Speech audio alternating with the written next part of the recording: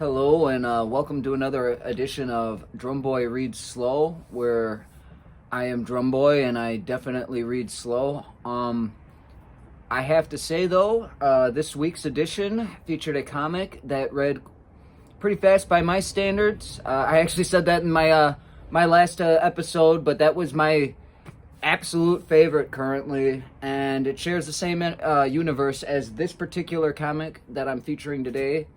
If you saw the preview video, which I highly doubt at this point in my channel's lifespan here, but the title is going to be G.I. Joe, as included in the Energon universe.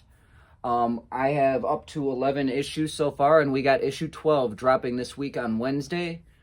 I can honestly say I'm very much looking forward to that after reading this. I did a rapid read through about just under 2.5 hours. I took my time. I enjoyed the art. I really enjoyed the art. I also happened to read the miniseries, the 4 miniseries that was prior to the release of issue 1. So we'll get into that a little bit. But long and short, this was a good book. While the title G.I. Joe certainly arrived to the Energon universe a lot later than its counterpart titles Void Rivals and Transformers, it was not a silent partner in the world building of that universe while those titles got the ball rolling. There were 4 amazing 5-part miniseries that hyped up both G.I. Joe and the Energon universe as a whole, featuring Transformers in the pages alongside their G.I. Joe counterparts. And these 4 miniseries set the bar so incredibly high for the anticipation of what we all wanted G.I. Joe to be. You had Duke, you had Cobra Commander, Destro, which was a very interesting miniseries to say the least, and Scarlet, all hitting the mark. And what we saw within these books was both graphic, it was gritty, and then we had G.I. Joe start. Did it live up to the hype that these miniseries set for it? Has it been the burst out the gate hit that we all hoped it was going to be? Does it live up to its counterparts in Void Rivals and G.I. Joe? Transformers.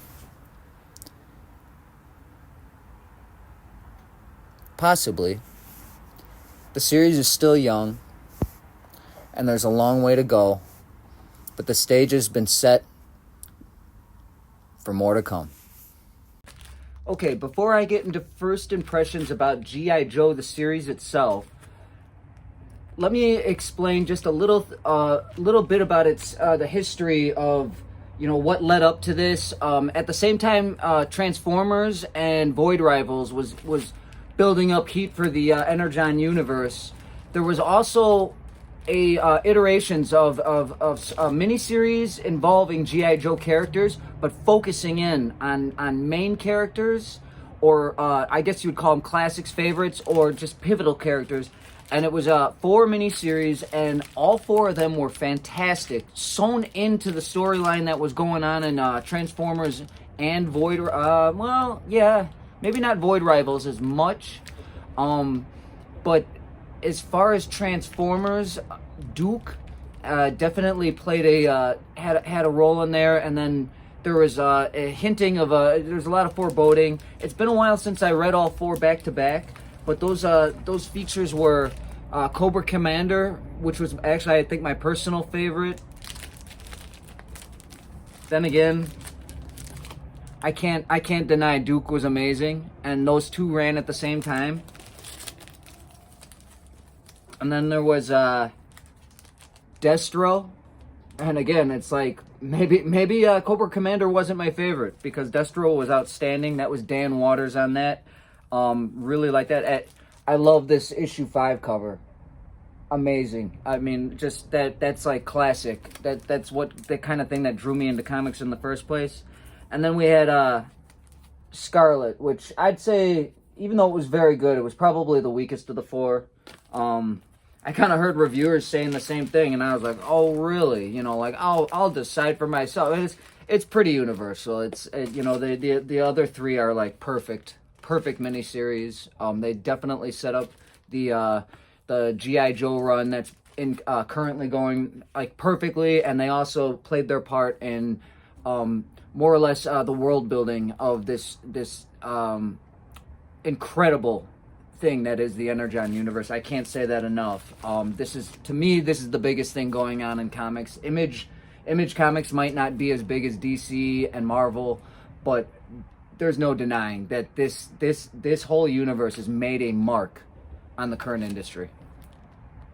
Getting into first impressions on the current ongoing, well, to say the least, I was a little surprised.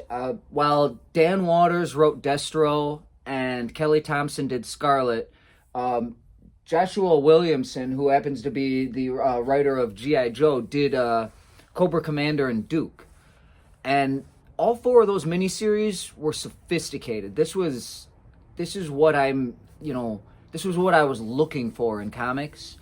And considering the sophistication of both Void Rivals by Robert Kirkman and Daniel Warren Johnson's incredible run alongside Jorge Corona on art for Transformers, the hype was pretty high for G.I. Joe. Those miniseries set up everything perfectly, and they did their job, and so far this ongoing has done its job. I have read all 11 current issues, so I know that now, but I didn't start to take to the series until about, I'd say, end of issue 3. I was a little shocked at issue 1 being almost, how do I say it? It was like watching a Saturday morning cartoon, the way the team was introduced.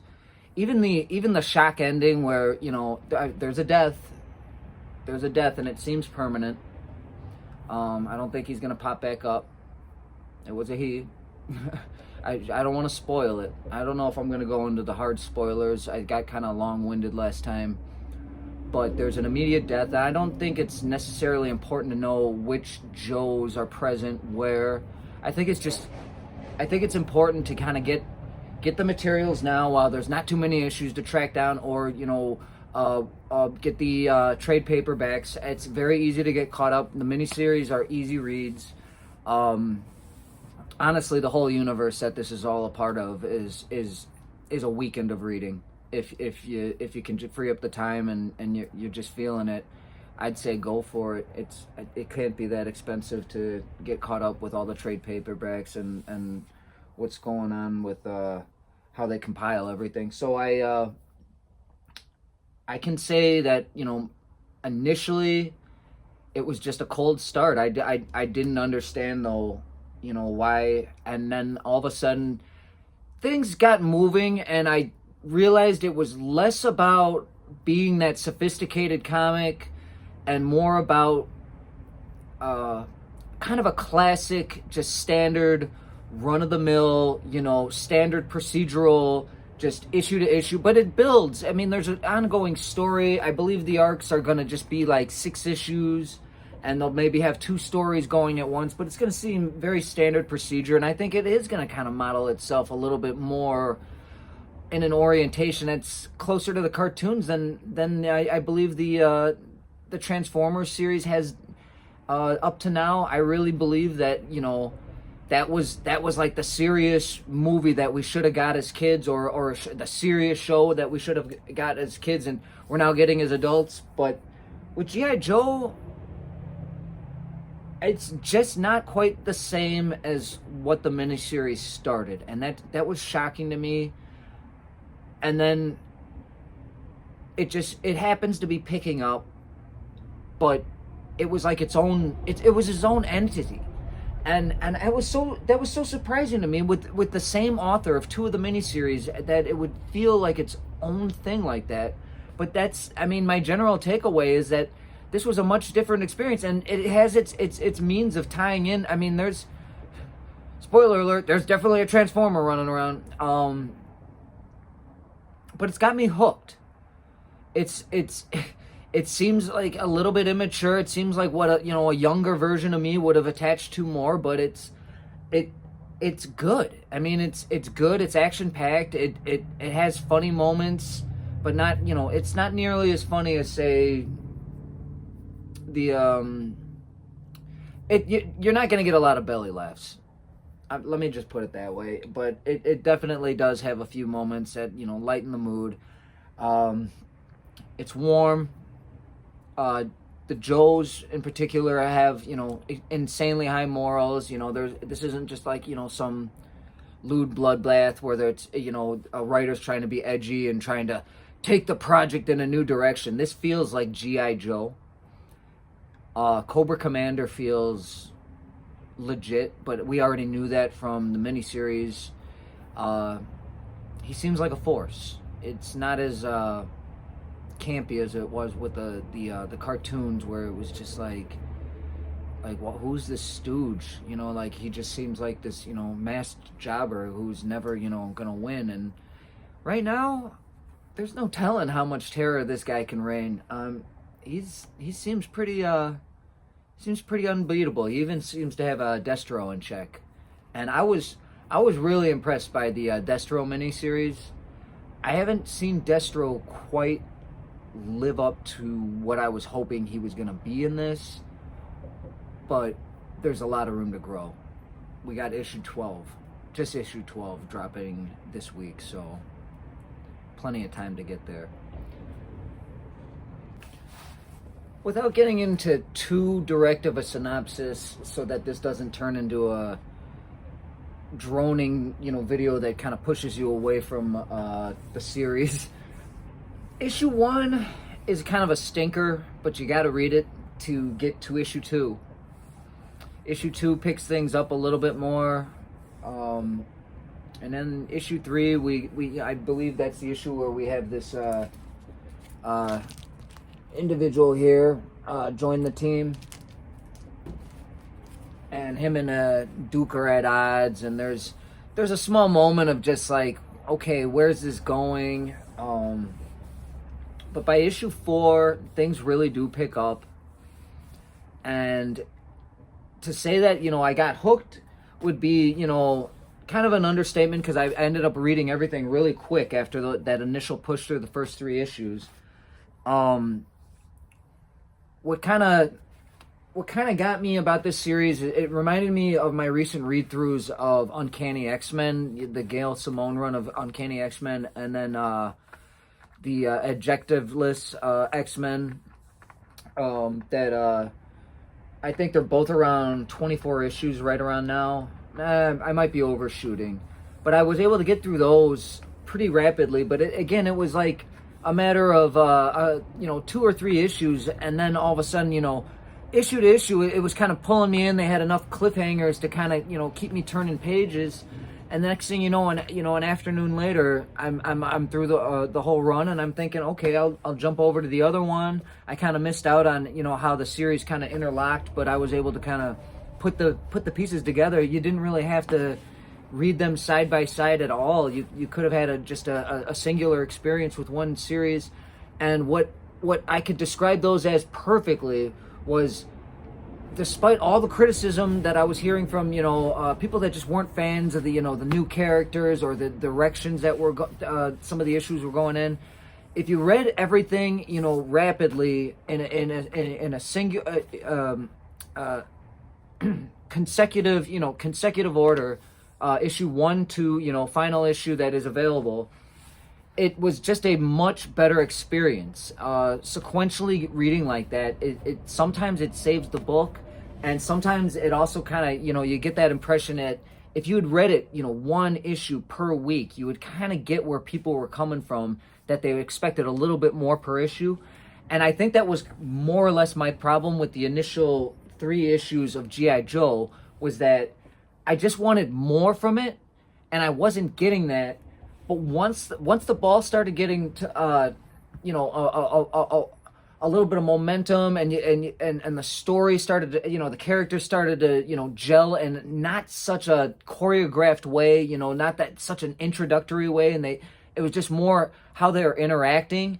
The story builds itself, and you kind of, you know, just give those first 3 issues a pass for more or less the world building. After about it's issue 6, because like I said, it's 6 issues about for every story arc before it, you know, the story kind of resets, and they're on the next chapter, so to speak, or the next plan they're trying to foil, or the next, you know, plan. You know, there's a lot of, you know, going over to Cobra's side and Mars, Mars, Destro's military complex, distribution. Think like DARPA or something like that, if you're not familiar with G.I. Joe. But the general sense of the first 6 issues, you know, there's a big plot. There's that's ridiculous. There's a big plot. Duh. There's a conceived Cobra Commander has this mastermind concoction that they're resourcing these different technologies, and they have to get this this doctor who he's devised this machine that can erase memories or implant them. And there's this big plan to drop this bomb that's gonna turn everyone into an obeying member of Cobra through means of this device. It's really weird. It's confusing, but the artwork's really cool. They convey, you know, everything's conveyed in a way to help move the plot. So if there's like,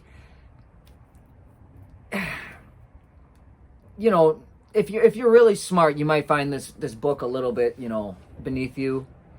But if you got an open mind, you're gonna find that it's more about the character interactions and the things they do. Their actions are what tell the story, which is kind of what G.I. Joe always was. It was always a very, you know, childish version of wartime, and it was more about like mascotting, you know, the American, you know, dream, I guess, you know, behind. You know, why would someone want to go to this, you know, into the service but to serve their country, but also to be a hero? And it was kind of like that, like the pro wrestling version of or the superhero version of like military. And I think that, you know, that's what we're getting here. So they get to the culmination of this, and there's this amazing final battle between Cobra and Duke, where they face off, just the two of them, and it's just like this perfectly evenly matched battle. No one, and to end the battle and more or less just call it a draw and move on to the next plan, what Cobra Commander does is it just more or less shows the way he views human life is 100% expendable, which should be no surprise, but even by that point of the book. At one point in this series, I don't know if it's prior to issue 6, but there's a guard of Cobra soldiers that they just come up short on one little objective, and Major Blood he goes like, you shouldn't have failed, boom, boom, boom, boom, boom, and he just pops them all like instantly. I mean, there's just total heartness on Cobra's side, and that actually, you know what, that must have been issue 7 on, and I should say issue 7 on because there's a little segue issue. I don't know if you can see that cover, but we meet Beachhead, and he's kind of on this little side mission, and you don't know who he's working for, but they more or less introduce this what was it, the Night Force, I believe. I'll have to go back and read it, but they're like a side, not playing by the rules group that has just been introduced at that point in the series, and you don't know what they're doing up until about the end of issue 11. So the conclusion of what I've read, what they're up to. But yeah, so that kind of takes you after this epic battle between Duke and Cobra. You're kind of taken on a little GI Joe side journey. And then we come back in issue 8, and what picks up from there is there's a big character development with Baroness and what's her name? It's the silliest name. The other girl in the group. I'll have to look at it right now. Cover Girl. It was Cover Girl. Yeah, I kind of think that that is one of the monikers or the code names that I find kind of stupid in this. But yeah, so it's Cover Girl and Baroness, and as I kind of search my mind here, the whole thing is with Baroness, she just needs I mean, they're all training really hard. They kind of consider the last mission a failure, even though they all managed to survive.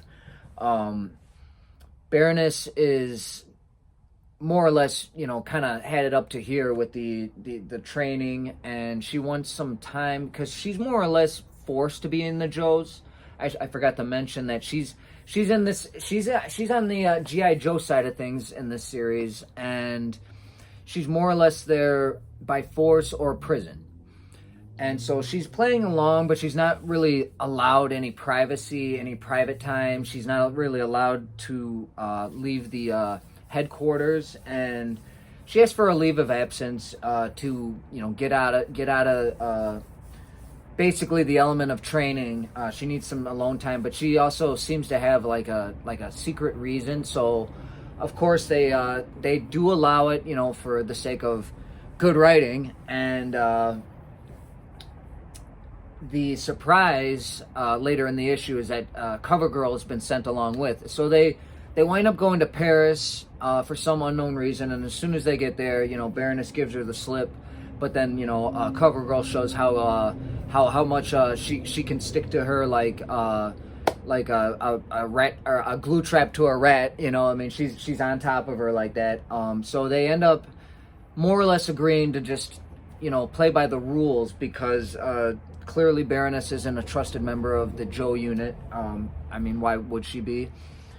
And this is like a lot of character building right here for characters other than Duke. So I like that.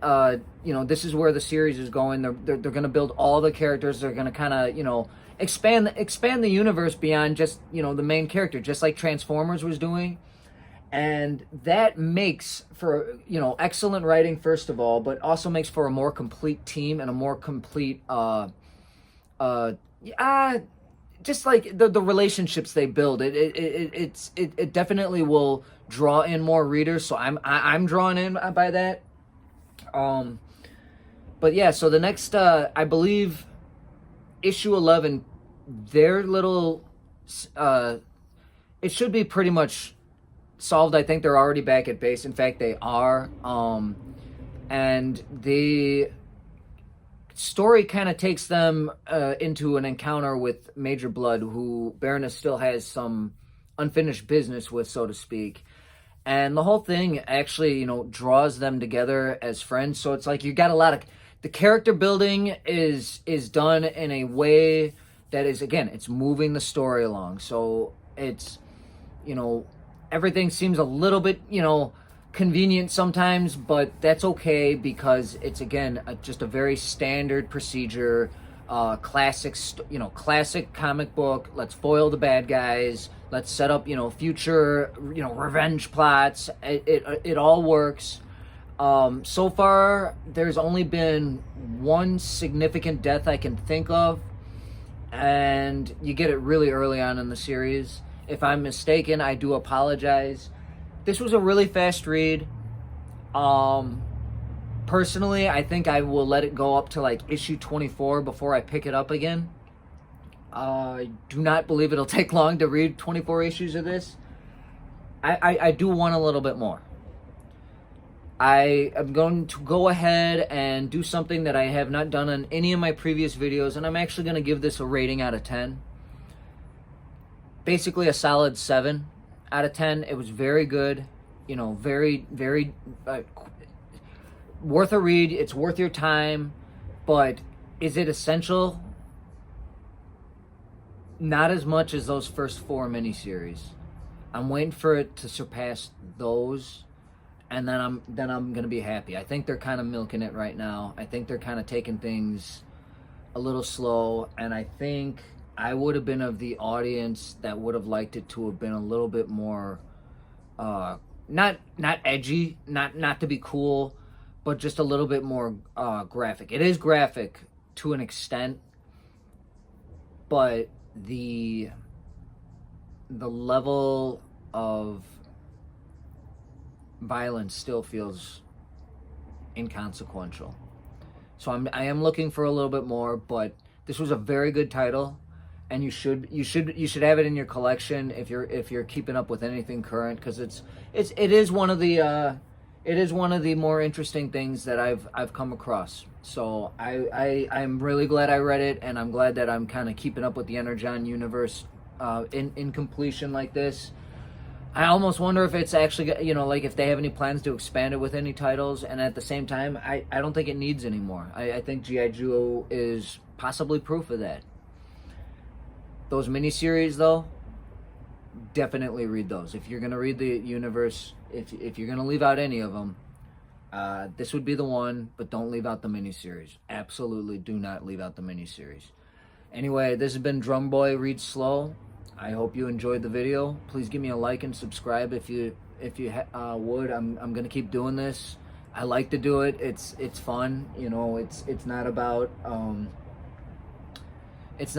you know, being Mr. Popular or anything, but it's definitely about building a community of readers and trying to get people to read things that they might otherwise not.